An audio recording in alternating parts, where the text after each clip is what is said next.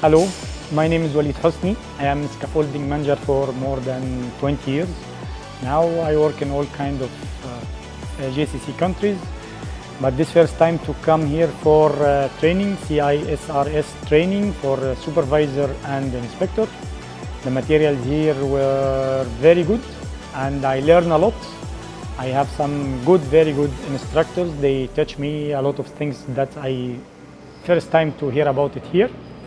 The materials are good, the atmosphere in the location are very good. People here are very cooperative with us, and really I recommended this to be, all people must be trained before to go to the site and start the work. Wish all luck to Simian Corporation, and I hope to meet again. Thank you.